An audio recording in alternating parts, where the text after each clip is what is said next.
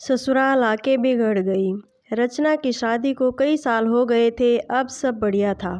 छोटी बहू होते हुए भी वो बड़ी का हर फर्ज निभाती थी, क्योंकि बड़ी बहू तो आते ही अलग हो गई थी। रचना के सास ससुर को हर काम के लिए रचना ही लगती थी।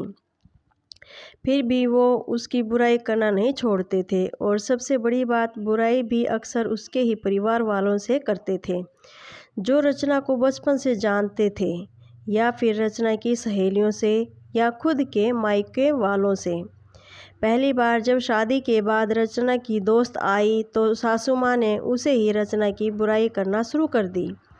जब रचना को पता लगा तो उसने अपने पति नीलेश से कहा माँ जी को समझवा दिया था कि कम से कम जो लोग उसे जानते हैं उसे तो उसकी बुराई कर खुद की जग हंसाई ना करवाएं। पर उन्होंने ना सुनी, बल्कि और ये आदत ही बन गई थी। आजकल तो अक्सर ये कहती कि रचना तुम पहले ये काम अच्छा करती थी, अब नहीं करती हो। फिर भले ही वो कोई भी काम हो। रचना की बुआ उसके ससुराल आई थी, तब सासू माँ की किटी पार्टी भी थी। वो बुआ को भी साथ ले गई और आदतन सबके सामने ही रचना की बुराई करने लगी। कहने लगी, रचना पहले सब अच्छा करती थी, पर अब कोई काम ठीक से नहीं करती। ना ठीक से रोटी बनाती है, ना सब्जी, ना अच्छे से कपड़े पहनती है, ना बच्चों का ख्याल रखती है।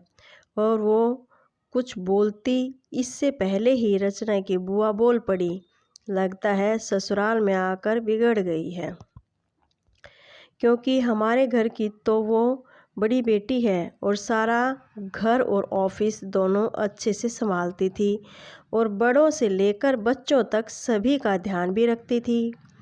आपके यहाँ आकर बिगड़ गई है। ऐसा कीजिए, महीने 2 महीने जमाई सा के साथ उसे मायके भेज दीजिए, हम सुधार कर भेज देंगे। अब रचना की सासू माँ का मुँह देखने लायक था। उन्हें बोलने के लिए शब्द नहीं मिल रहे थे, तो बस फिर उठ कर चली गई, ये कहकर कि आती हूँ, जरा कोई बुला रहा है।